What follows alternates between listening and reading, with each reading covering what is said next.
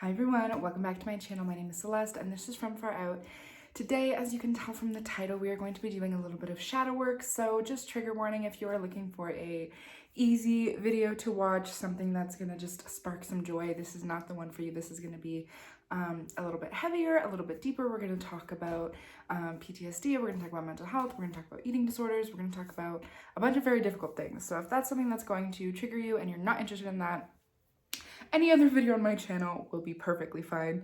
So go check those out. Otherwise, if you are here to learn about shadow work, how I am doing shadow work, my little Divine Feminine challenge that I'm working on myself with, stay tuned. So folks, here's what's going on. I have decided to jump into a week of dedicated shadow work. Now I know shadow work is something that we can do almost daily. It's something that we need to be consistent with and keep working on always. But I have been in a very difficult place lately. I've had a lot of like PTSD triggers coming up and things have just been really difficult. So I think this is the perfect time to just dive headfirst into it, get to the root of it, get supported by my shadow self, my dark goddess, divine feminine self, and really support that the triggered parts of me, the difficult parts of me, and understand them a bit more so that I can tend to them a bit more and really get in tune with all parts of myself. Because isn't that the purpose of shadow work, is to accept that we are whole beings and we are in essence light and shadow. So that's the goal for this week. So it's not a full week. I'm only doing 6 days. 6 is my divine feminine number, 369. So I thought it was a perfect day. Also, the 7th day would be my kid's birthday party, and I'm like not down to do that on my kid's birthday. So yeah, so we're just gonna be doing 6 days. Today's Monday, ruled by the moon, obviously the perfect time to start to connect to my divine feminine. So I'm gonna go through, and to be honest, as of yet, I'm not 100% sure if I'm just gonna upload like 6 different videos that are like 7 to 10 minutes long, or if I'm just gonna amalgamate them all into one big video, and you guys can kind of see the journey, because I'm assuming that it's not gonna be super formal. Like I'm not gonna sit down with my camera and my ring light every single time I have something to say. Like I'm just gonna kind of let things flow naturally and, you know, get my phone out and record like random little snippets of things, and just sort of put it all together. So I don't know, maybe I'll post this little intro video in like day 1 and then do a poll and see if y'all would want like day 1, 2, 3, 4, 5, 6, or just like a full week. So anyways, once I figured that out, here is my little schedule. So I want most of it to be journal based, because journaling and writing is something that is really supportive to me, but it's also something that I kind of forget to do, that I lack the priority for in my life, and I want to get that back, because it used to be something that I held super high of importance, and I did every single day, every single morning.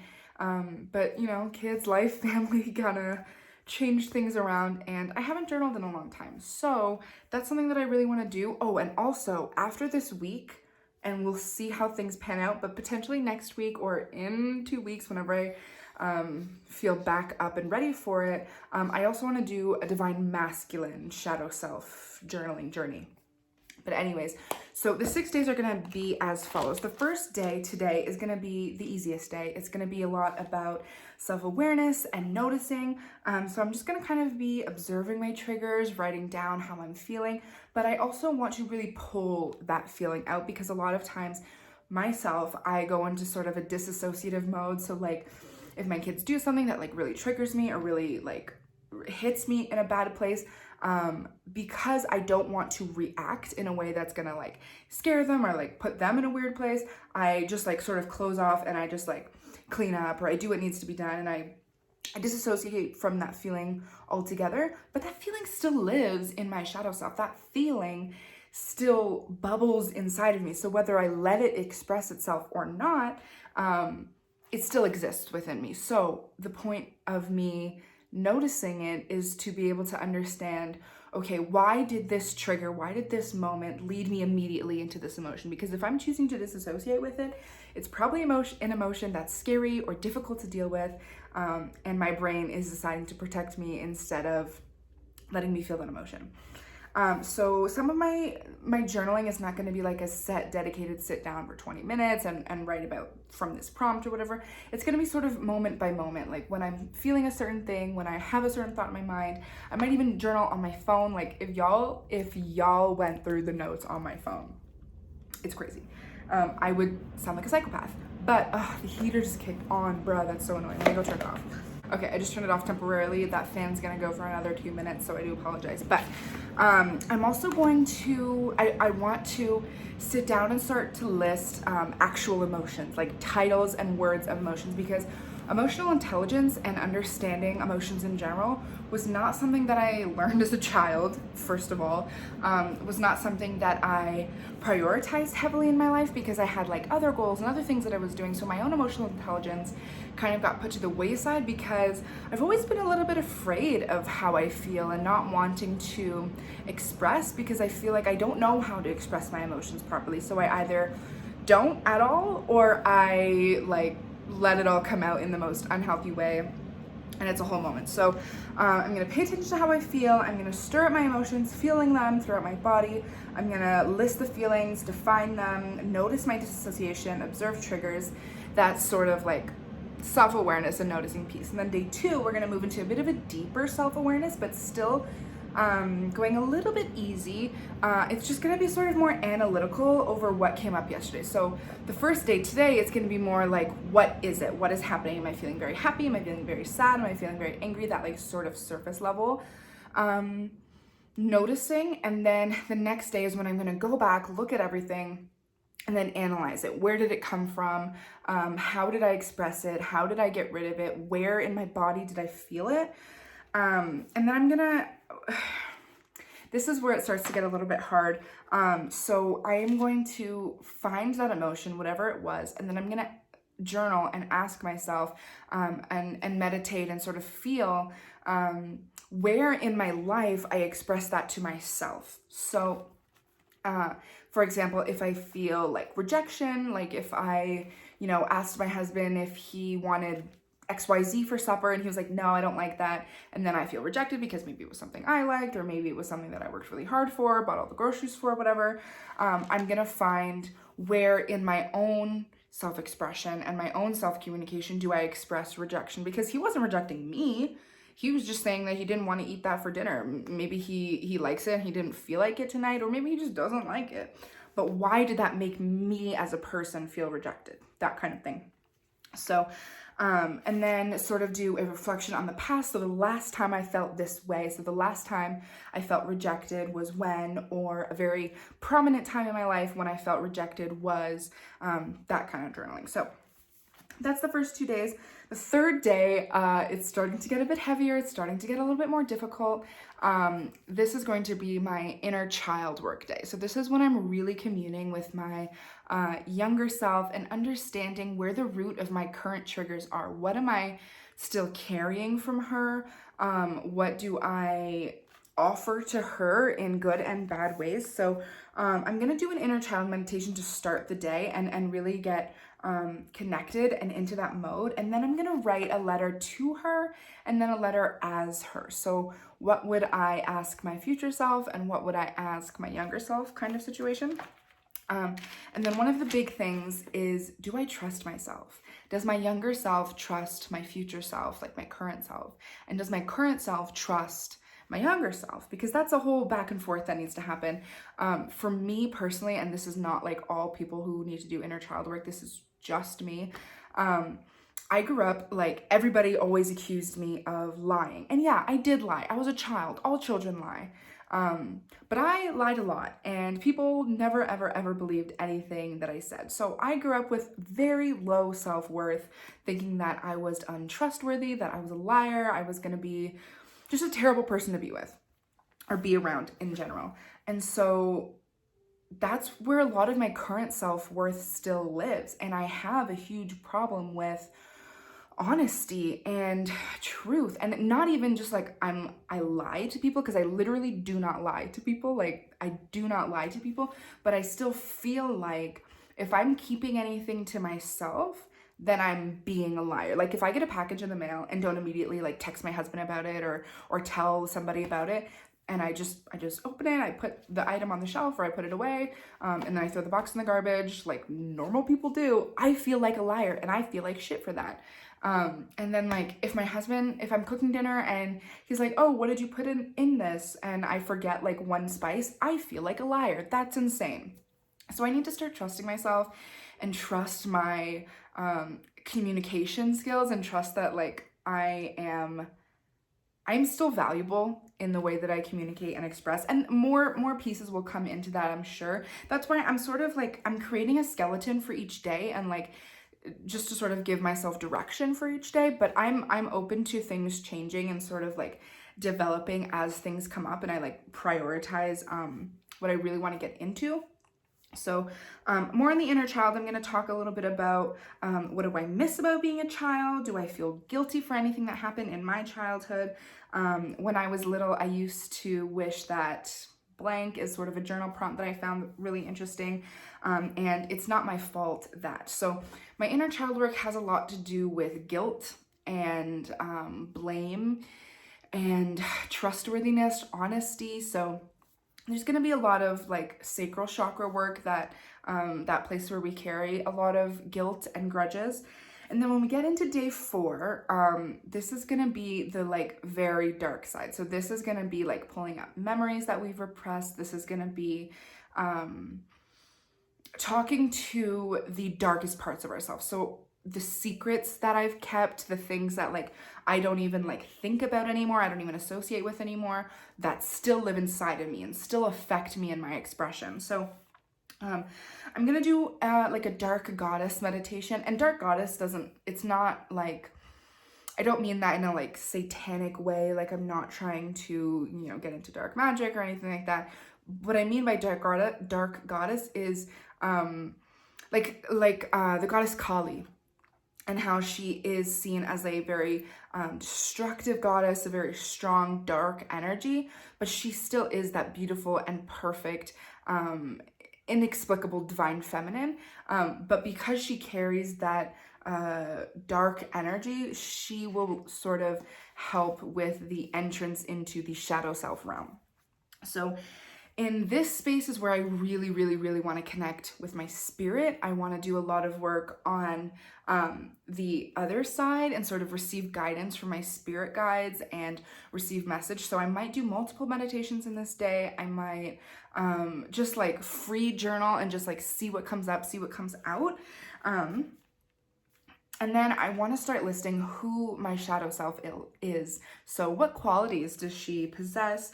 What lies do I tell myself to avoid confronting her, and confronting all of my fears? Because girl, I have so many irrational fears, like from the silliest thing, like my kid's birthday party is coming up, and we were gonna just do it at the house and have a bunch of friends and family over. And we have a decent sized house. I mean, it's not a small house by any means, but I didn't want to have like 20 people in my house because I was like having genuine like anxiety and like panic attacks about the floors collapsing and not like our house not being strong enough, and we're all gonna die because my house is gonna collapse because there's too many people in it, which I know is very silly and irrational, but that fear comes from somewhere because it's a very real and like serious fear for me. It's something that I feel consistently. So just sort of like understanding where those things come from. Literally just writing down all of my worries, all of my fears, from like the most simple to the most scary, and trying to connect them to an aspect of myself. So that's day 4, probably going to be one of the deepest hitting and hardest days. And that's why I want to really focus on my spirit guides in that day, because that makes me feel a lot more supported in the work that I do. And then day 5 is going to sort of be understanding how to take care of my shadow self. So this is where we're going to start to come up and bring it back to light and say, so we've listed all of these qualities that my shadow self has. I've gone through all this work. I know who and where my shadow side comes from. How do I take care of her? How am I tending to my fears? So one of the journal prompts, it's going to help me pull out some of my fears still, even. It's if I had everything I wanted in life, what would my life look like? And that's gonna sort of show me like fears of scarcity, where that comes from, and see what I want to put in my life, and therefore that will illuminate what I'm afraid to not have in my life. So how do I tend to my fears? How can I support myself better? And what does my shadow need? What is she asking for? What is she begging for? You know, I feel like the things that we put in the shadows are the things that we don't want to tend to. So how can I bring that to light and take care of it? So my shadow self is less unpredictable. So it's less uncontrollable. And I don't have to disassociate to not feel those things. I can control my emotion and let the emotions play out as they need to at a controlled time, at a time that is safe to do so. Obviously, I don't want to have like bipolar meltdowns in front of my children. I don't want to have like insane expressions of emotions in an unsafe environment. But I want to create a safe environment for myself to express those things so that I can control them, if that makes sense. And then the final day is going to be a lot of self-care, bringing myself back out of that dark place. Not dark place as in necessarily, I think this is, I mean, it's going to be hard, but I just want to take care of myself afterwards and like not just sort of like run myself raw and then just like continue about my life. So I want to do a lot of self-care, like physical actions, like literally taking care of myself. So journaling about how I feel best, when do I feel the best, but also when am I the hardest on myself? When do I push myself the most, and is that necessary? So when and how can I be gentler through my fears and triggers? How can I anchor my worth in ways that don't include achievement? So a lot of the times when I'm the nicest to myself and the easiest on myself, it's when I'm successful in my goals, when I'm in my routine and really feeling good about the things that I'm doing. But I am also valuable and I also deserve care when I'm not reaching my goals, when I don't do the things that I set out to do, when I don't achieve the things that I want to achieve, I am still valuable. And so are you. And I hope that you believe that. So I'm kind of going to figure out where I hold my self-worth consistently and always, and a place that I can always reach into and always understand where my self-care comes from. So that all being said, that's going to sort of be the schedule for the 6 days. And I'm going to talk a little bit about the crystals that I potentially will use in each day. I'll show you the crystals that I used for that day. But to start out, I want to show you a couple that I reached for that sort of called out to me. And then I'm going to pull some cards as sort of some supportive messages. The deck that I'm using is the Black Moon Astrology deck by Sarah Shepard. I have 2 Divine Feminine decks. There's this one and this one. This is the Moonology one from Yasmin Boland. I love this one. It's super popular too. Of course, they're purple. But these are 2 decks that I really like to use to connect to my Divine Feminine. But this one feels a little bit more dark goddess, shadow, like not everything is rainbow and sunshine kind of deal. So let's do that. I'm going to light up a smudge, and the medicine that I'm actually using is white sage and lavender. Lavender just feels very Divine Feminine to me. It feels just very soft and supportive, which is something that I could use in abundance right now. Because like this isn't coming out of nowhere. This is not just like me randomly one day saying, oh, I want to do this. It really is coming out of a place of trauma and wanting to like really be honest with myself and really understand myself from a place that I've never really gone before. I have middle child syndrome, so my whole life has just been like peacemaking and avoiding problems and just trying to make everybody happy in the moment. So I have an older sister and a younger sister. I've also always been the mediator and the therapist for my parents and just my whole family. I've always been stuck in the middle.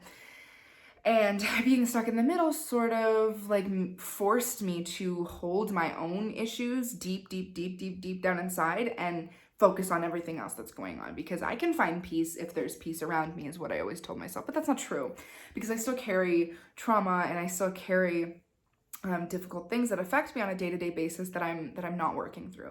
So this is really coming from a place of wanting to take care of myself and seeing that I am not doing that. I'm not taking care of myself, and admitting that to myself, and then going on this journey to do so. So let's pull some cards, and maybe some of these cards will lead me into the crystal conversation, and they will tell me which ones I should pull, or they'll just tell me to fuck off and do it myself. So we'll see what happens. So I'm going to ask for some messages from Spirit to just support me in connecting to my dark goddess, my divine feminine shadow self. Okay, all right. So we've got 2 popping out here already. We've got, 3. I didn't even notice that one. So we've got lunar eclipse for change. Obviously, the whole moon cycle is connecting to our divine mother and understanding that she exists as a whole always, but is only illuminated in certain areas sometimes. So I love that cycle. I love that message. And then we also have so we have the 12th house, escape, and we see this like beautiful shell here. So maybe I should be using ammonite. It's not one of the ones that I pulled here, but this is really telling me that I'm about to escape a difficult cycle that I've been putting myself through. You can also see the moon cycles in there. I think the artwork on this card is really, really beautiful, on these cards in general. I did edit them. They used to have like a big thick border. I cut them and then edged them in black. I like smaller cards. And then the 3rd card that came out is the Grand Trine Blessings. So this is telling me, because this is the one that was like in my shirt that I didn't even realize. So this is my focus. This is my work, going through this changes, going through the escaping and trying to pull myself out of something. And all I'm going to find at the end of that is blessings in my Grand Trine. Obviously my 3, I literally said 3, 6, 9. Those are my divine feminine numbers. So beauty and blessings are going to come, but not until after all this work. So thank you so much. I will pull some ammonite and play with that as well throughout this journey. These are the crystals I'll just run through very quickly. Of course, selenite. How can I do any sort of cleansing work without it? I also have this obsidian. It's kind of rainbow obsidian, which I didn't know when I bought it. I thought it was just regular obsidian, but in some lights you can see, can you see the color shift in the blade? It's cool. So this is obsidian, and this is Smoky Quartz. It's a twin, but it's a little knife. And this is really good for like psychic connections or any sort of cord cutting that I need to do. And I think there's going to be a lot of cord cutting. So this is going to be a great tool when we get to like day 3 and 4, that inner child work and that dark goddess kind of work. And then of course, I pulled some smoky amethyst. Smoky amethyst for me, maybe not for everybody, is really the shadow of my divine goddess, because my divine goddess lives in my 3rd eye and my sacral chakra. And adding that smoky element brings in that shadow part, brings in that like that misty, like paranormal almost shadow part. So working with smoky amethyst brings me into another dimension where my higher self exists, and I can commune with her there. So I love that. I also have some malachite. This specifically, I believe I'm going to work with during my inner child day, because it's really going to help me detox into my heart. And my inner child, I think, exists in my heart space most heavily, because that's where I feel most connected to her. I'm sure that she also exists in all of my other energy systems and around me in general, but I really feel like if I can declutter my heart, it will be easier to communicate with her, and malachite is the ultimate heart detox. I also pulled some Larimar, because Larimar is a very, for me, again, a very explosive stone, but explosive from our throat chakra. So it brings all of the crap that we're feeling inside and really pulls it out. I never work with Larimar and don't have a mental breakdown almost immediately. So that's going to be a great thing to really push me into that expression, as opposed to disassociating and completely ignoring. And then the last 2 that I pulled is Smoky Quartz and Petrified Wood. I talked about this recently in my Petrified Wood video, so go check that out if you're interested in this piece or petrified wood in general. But it's a very earthy and supportive stone, but again in that shadow way, because it has the smoky quartz and it really gets into the dark parts of things. The quartz is also a great amplifier, and amplification is something that I'm going to need at this time because, again, I tend to ignore myself a lot, and I don't love that. And the last thing I have is this little baggie. Can you hear? It has singing black tourmaline inside of it. Some of the little shards, oh my god, I just fucking spilled. Some of the little shards look like this. They just bump up against each other and they make a beautiful sound. And as you all know, I love sound healing. I love rattles. I think it ignites things. That like pop of sound really has that magnification on things, but it can also break up energy. And especially with that black tourmaline, oh my gosh, I can feel it already. It breaks up the energy and just lets it all melt away so that the true expression of energy, that true center source is visible and available. So we're going to be working with these, potentially a couple more. I will keep you all updated. Thank you so much for listening to me on my journey, and I hope this sparks some inspiration in you and you decide to talk to your shadow self a little bit more than you are, talk to your divine feminine a little bit more than you are, and dive deeper into healing and self-worth. So that is all that I wanted to share with you today. Throughout the day today, I will also continue to film, obviously, my day one journey, my journaling, any thoughts and things that I have. I'm gonna upload this right away and maybe do a poll on my community tab to see if y'all want a week in one video or individual day videos. But yeah, thank you so much for joining me, and I will see you in the next one. Peace and love from far out.